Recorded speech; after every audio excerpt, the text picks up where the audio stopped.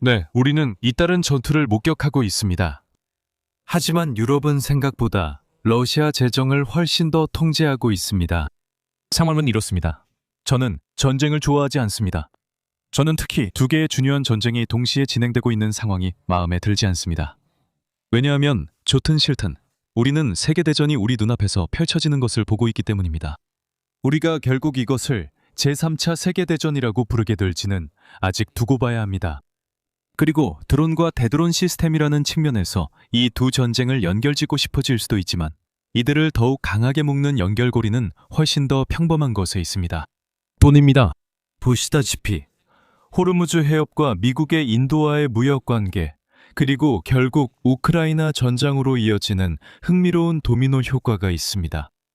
그리고 이것이 절박한 시기에 크렘린에 재정적으로 큰 이익이 되고 있다는 이야기는 이미 들어보셨을 겁니다. 하지만 저는 문제의 근본이 겉보기보다 더 미묘하다는 점을 이야기하고 이런 상황에서 올바른 대응책이 무엇인지도 함께 살펴보려고 합니다. 처음에 말씀드렸듯이 유럽은 이러한 문제들 대부분을 완화할 수 있는 능력이 있습니다. 그러니 안전벨트를 매세요. 이제 롤러코스터를 타는 기분이 들 테니까요. 기본적인 것부터 시작해 봅시다. 미국은 이란에 병력을 동원합니다. 이스라엘이 아야톨라를 암살합니다. 이란 정부의 남은 인사들은 우리는 그걸 별로 달가워하지 않는다고 말하며 사실상 호르무즈 해협을 봉쇄합니다. 사실상이라고 말해야 하는데 이란은 호르무즈 해협이 이스라엘과 미국을 제외한 모든 나라에 열려 있다고 주장합니다. 흥미로운 점은 호르무즈 해협을 통과하는 석유 중 미국으로 가는 비율이 약 5%에 불과하다는 것입니다. 또한 사실상이라고 하는 이유는 헤그세스가 해협은 열려 있고 단지 이란의 사격만이 통행을 막고 있다고 하는데 이는 해협이 봉쇄됐다는 말을 복잡하게 돌려 말한 것일 뿐이기 때문입니다. 어쨌든 전 세계 석유의 20%가 지금 걸프만 안에 갇혀 있어서 유가가 급등했습니다. 이제 저는 예전에 펜타곤의 모든 사람들이 호르무즈 해협이 봉쇄될 가능성이 있다는 것을 잘 알고 있었다고 말한 적이 있습니다. 따라서 봉쇄만으로는 미국이 철수하도록 강요하는 데 큰 영향을 주지 못할 것입니다. 왜냐하면 전쟁의 가능한 결과에 대한 정보를 의미 있게 갱신하려면 놀라운 정보가 필요하기 때문입니다. 하지만 미국 대중의 봉쇄에 대한 반응, 그리고 특히 백악관이 자신들의 대응 능력 부족에 놀라는 상황은 그런 영향을 미칠 수 있습니다. 우리가 잊지 말아야 할 것은 중간 선거가 8개월도 채 남지 않았다는 점이고 트럼프가 집권하게 된 것도 이전 행정부가 서민 경제의 부담 문제를 제대로 해결하지 못했기 때문입니다. 따라서 행정부는 치솟는 유가에 대한 어떤 해결책이든 찾기 시작했습니다. 간단할수록 좋습니다. 그래서 유류세 일시 중단이나 미국 전략 비축유 방출 방안이 논의되고 있습니다. 하지만 전쟁 중인 세계에 가장 큰 영향을 미칠 조치는 6개월 전만 해도 언론에서 별로 주목받지 않았던 행정명령입니다. 이 조치는 인도와 관련된 것이지만 제가 알기로 인도는 전쟁 중이 아닙니다. 하지만 파키스탄은 아프가니스탄과 한창 전쟁 중이니 누가 알겠습니까? 어쨌든 지난 8월 미국은 인도가 러시아산 석유를 수입했다는 이유로 인도에 세컨더리 보이콧을 가했습니다. 네, 한때 순전히 학문적인 목적으로 학생들에게 가르쳤던 추상적인 개념이 이제는 정말로 중요한 정책이 되고 있었습니다. 2차 제재는 직접적으로 관련이 없는 제3자를 타격함으로써 주요 상대방에 대한 처벌을 유지하려는 시도입니다. 이상하게 들릴 수도 있겠지만 현재 적용 사례를 말씀드리겠습니다. 러시아가 우크라이나를 공격합니다. 서방은 그것을 달가워하지 않아서 러시아에 제재를 가합니다. 대부분은 러시아 상품에 대한 금수 조치에 해당합니다. 기본적인 수요와 공급의 경제학에 따르면 러시아의 수출품, 예를 들어 에너지 원자재에 대한 수요가 줄어들면 그 상품이 구매자를 찾을 때까지 가격이 내려가게 됩니다. 결국 제재의 효과는 무역 상품의 정상 가치 전체가 아닙니다. 그것은 러시아 생산자들이 이전에 벌 수 있었던 금액과 대체 구매자를 찾으려고 애쓸 때 벌게 되는 금액 사이의 가격 차이입니다. 시기에 따라 이 가격 차이는 보통 배럴당 3달러에서 10달러 사이입니다. 이로 인해 새로운 수입국, 특히 인도가 할인 이익을 얻습니다. 제재를 가하는 쪽이 원하면 더 영리하게 행동할 수 있습니다. 하지만 그들은 2차 제재를 해야 합니다. 이제 인도가 할인된 석유를 수입하면 인도 수출업자들은 자신들에 대한 서방의 금수 조치에 직면하게 됩니다. 2차 제재가 효과적으로 시행되면 인도의 구매를 억제하게 됩니다.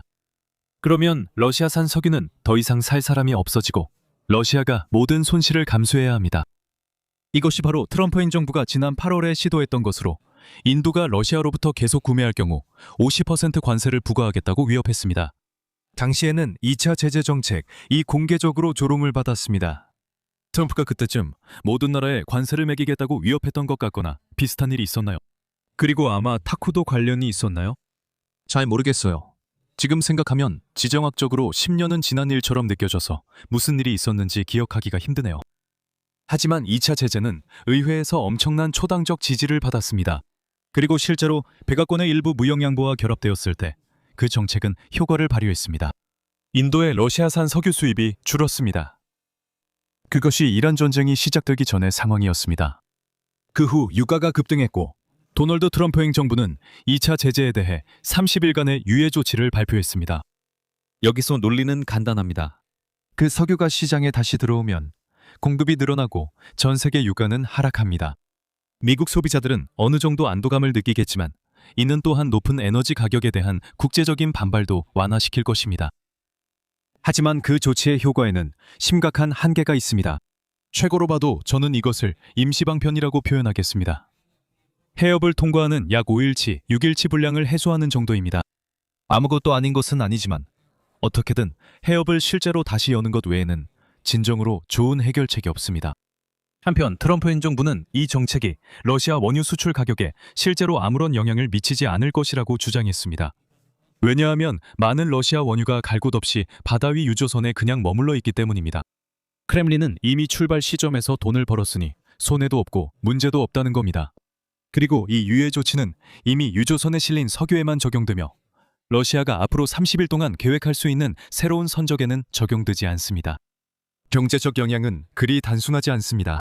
확실히 이 정책은 다음에 출항하는 유조선이 얼마를 벌 수 있을지에 대한 인식에 영향을 미치기 때문에 러시아의 수익을 크게 증가시킵니다. 그리고 이 모든 것은 2차 제재 유예가 실제로 30일 후에 끝난다는 것과 트럼프 행정부가 그 사이에 선적된 석유에 대해 새로운 유예를 발표하지 않는다는 것을 전제로 합니다. 놀랄 일도 아니지만 유럽은 이 정책에 대해 만족하지 않았습니다. 메르츠는 평소 트럼프의 이란 정책을 지지하지만 우리는 제재를 완화하는 것이 잘못되었다고 믿습니다. 라고 말했습니다. 유감스럽게도 러시아는 여전히 협상 의지를 보이지 않습니다. 따라서 우리는 모스크바에 대한 압박을 더욱 강화할 것이며 그래야만 합니다. 스타머 대변인은 이것은 분명히 미국이 결정할 문제이지만 우리의 입장은 명확하다고 말했습니다. 우리는 우크라이나의 정의롭고 지속가능한 평화를 위해 러시아의 최대한 경제적 압박을 계속할 것입니다. 마크롱은 더 간결하게 말했습니다. 이란 전쟁의 결과가 제재 해제를 정당화하지는 않습니다. 안토니오 코스타 유럽 이사회 의장은 미국이 러시아산 석유 수출 제재를 일방적으로 해제한 결정은 매우 우려스럽다. 이는 유럽의 안보에 영향을 미치기 때문이다. 라고 말했습니다. 러시아에 대한 경제 압박 강화는 공정하고 지속가능한 평화를 위한 협상 수용에 결정적입니다. 공정하고 지속가능한 평화의 팬이 아닌 사람이 없는 것 같네요. 이제 저는 지난 15개월 동안 유럽이 우크라이나에 대한 지원을 늘린 반면 미국은 중요한 정보 지원을 계속 제공하고 우크라이나를 위한 유럽산 무기 구매를 우선시하면서도 직접적인 재정 지원은 중단했다는 점을 먼저 말씀드리고 싶습니다. 하지만 그런 발언들을 고려할 때 현재 유럽이 2차 제재에 대해 어떤 입장이라고 생각하십니까? 제가 생각하기에 6개월 전을 떠올려 보신다면 물론 이런 시기에 그런 걸 요구하는 게 쉽지 않다는 건 알지만 그때의 답변을 기억하실 수도 있을 겁니다. 트럼프는 중국의 2차 제재를 공개적으로 고민했지만 유럽도 동참할 경우에만 자신도 하겠다고 시사했습니다. 하지만 유럽은 그 제안과 인도에 부과된 2차 제재 모두 거부했습니다. 그래서 코스타의 발언을 언급하자면 물론 그것은 일방적인 결정이었습니다. 유럽은 2차 제재 체제 전면 동참한 적이 없습니다. 분명히 말씀드리자면 유럽연합과 영국이 인도 기업들을 완전히 자유롭게 놔두는 것은 아닙니다. 예를 들어 수입업자는 유럽 금융 서비스 이용이 금지될 수 있습니다. 수입된 러시아산 석유로 만든 제품은 유럽 수출이 금지될 수 있습니다. 그것은 분명히 일부 기업들이 러시아와 거래하는 것을 막을 것이며 특히 대형 다국적 기업들에게 더욱 그렇습니다. 하지만 그것이 합법인 한 서방과의 거래를 포기하고 러시아에서 많은 돈을 벌려는 기업가들은 분명히 있을 것입니다. 이것은 스타머 대변인이 설명한 최대 압박 캠페인이 아닙니다. 사실상 이익 동기를 억제하려면 인도가 스스로 감시해야 합니다. 유럽은 그런 법안을 만든 적이 없습니다. 결국 트럼프에 대한 이전의 모든 비판은 유럽이 스스로 시행하지 않은 정책을 30일 동안 철회했다는 이유에서 나온 것이었습니다. 또한 마크롱과 메르츠도 유럽연합 때문에 무역 정책을 직접 통제하지 않습니다. 그들 중 한 명이 곧 일자리를 잃게 될 수도 있지만 훨씬 더 큰 장애물들이 있습니다. 하지만 이는 여전히 유럽이 주도적으로 움직이지 않는다는 점을 바꾸지 않습니다. 이 채널이 건설적인 해결책을 추구하므로 이 점을 지나치게 강조하고 싶지 않습니다. 그래서 만약 이런 문제들이 여러분에게 중요하다면 여러분의 대표자들과 이 문제를 논의해 보시길 권합니다. 왜냐하면 간단한 계산만 해봐도 유럽은 인도가 러시아산 석유를 수입하는 것을 스스로 막을 수 있는 힘이 있기 때문입니다. 우리는 미국만으로도 인도의 그런 행동을 강요할 충분한 영향력이 있었다는 것을 알고 있습니다. 인도가 미국에 수출하는 금액은 연간 880억 달러에 달합니다. 유럽연합과 영국을 합친 수출액은 890억 달러입니다. 물론 실제로는 둘 사이에 약간의 차이가 있을 것입니다. 하지만 표면적으로 볼 때 유럽이 활용할 수 있는 이런 종류의 위협은 일반적인 상황에서는 인도가 따르도록 유도하기에 충분합니다. 좀 더 넓게 보면 인도에 대한 2차 제재 문제는 전체 석유 상황의 한 부분에 불과합니다. 적어도 단기적으로는 러시아가 이란 전쟁의 주요 수혜자라는 점에는 의심의 여지가 없습니다. 불과 몇 주 전만 해도 석유는 배럴당 약 65달러에 거래되고 있었습니다. 그 수준에서는 러시아 연방 예산이 크렘린이 우크라이나에 투입하고자 하는 노력의 수준을 감당할 수 없었습니다. 그리고 수년간의 치밀한 계획과 막대한 비용이 들었지만 영토적으로는 성공한 공세 이후 균열이 생기기 시작했습니다.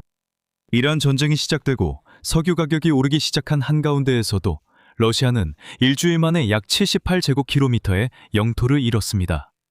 이렇게 오랫동안 이어진 러시아의 영토 확장은 잠시나마 뒤집힐 것처럼 보였습니다. 우크라이나는 자포리자 전선에서 주로 진전했고 도네츠크 북동부에서도 전술적 성과가 있었습니다. 지금 이곳에서 무슨 일이 일어나고 있는지에 대해 많은 논쟁이 있습니다. 가장 명백한 직접적인 원인은 러시아가 운영하는 스타링크 단말기의 차단입니다. 이로 인해 러시아의 지휘 통제 체계가 흔들렸고 우크라이나에 기회 표적이 생겼습니다. 우크라이나 군인들은 그 기회를 잘 활용했습니다. 이와 함께 크렘린은 최전선의 군인들이 의존하게 된 텔레그램 앱의 사용을 제한하려 하고 있습니다. 이것은 곧바로 세계적인 야망을 가진 지역 강국이 어떻게 군통신의 사설 앱에 의존하게 되었는지에 대한 의문을 제기합니다. 하지만 이로 인해 크렘린이 모스크바 내 시민 저항에 대해 점점 더 우려하고 있으며 그래서 이제 선제적인 대응 조치를 취하고 있다는 소문도 퍼지고 있습니다. 이맘때쯤이면 겨울 해빙과 봄비로 인해 전진이 방해받으면서 항상 날씨가 논의에 끼어듭니다. 하지만 그것만이 전부는 분명 아니며 만약 그렇다면 러시아의 이득이 줄어든다는 의미일 뿐 교환비가 우크라이나 쪽으로 뒤집힌다는 뜻은 아닙니다. 이를 좀 더 설명하자면 실제로 날씨 때문에 전선의 일부 구간에서 러시아의 진격이 멈췄을 가능성이 있습니다. 그로 인해 서로 경쟁하는 이득이 상쇄되는 것을 막았을 수도 있습니다. 마지막으로 우크라이나는 지난 몇 달 동안 러시아가 새로운 병력을 모집하는 속도보다 더 빠르게 러시아 병사들을 제거했다고 주장합니다. 하지만 그게 사실이어도 우크라이나의 영토 회복을 완전히 설명하지 못합니다. 러시아의 공세는 피와 살을 영토 획득으로 바꾸는 비효율적인 체계입니다. 러시아가 일부 병력을 잃어도 우크라이나가 주도권을 잡지는 못합니다. 오히려 이것은 러시아가 공세에 대한 기대를 줄이고 전진하기 어려운 지역에서는 전선을 고착시키려 하도록 만들 것입니다. 결국 여기서는 다른 일이 진행 중입니다. 아마도 통신 시스템의 차단이 러시아군을 혼란스럽게 만들고 있으며 러시아 병사들이 대체 시스템에 적응함에 따라 앞으로 몇 주 동안 우크라이나의 성과가 줄어들 수도 있습니다. 어쩌면 우크라이나가 러시아의 전략적 취약점을 파악한 데에는 더 구조적인 요인이 있을지도 모릅니다. 우리는 지켜봐야 할 것입니다.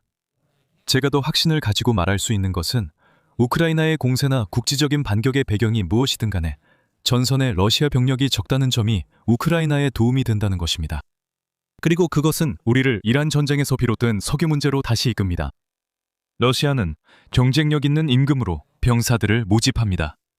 임금은 정부의 지급 능력에 달려 있으며 이는 생산적인 민간 경제에서 노동자가 빠져나가는 것을 감당할 수 있느냐에 달려 있습니다. 이전에 있었던 유가 하락은 러시아 경제 시스템에 상당한 부담을 주었습니다. 같은 맥락에서 유가 충격은 크렘린에 구명조를 던져주었습니다.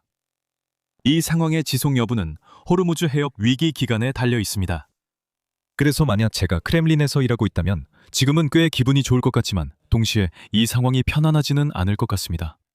또한 인내심도 필요합니다. 모집 인원이 늘어나도 최전선까지 도달하려면 시간이 걸릴 겁니다. 다르게 말하면 3월 수치에서 우크라이나가 좋은 성과를 내는 것을 볼 수도 있겠지만 그렇다고 해서 우크라이나가 석유 문제를 대수롭지 않게 여길 수 있다는 뜻은 아닙니다.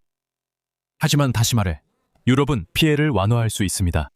사실 유럽은 늘 피해를 완화할 수 있었습니다.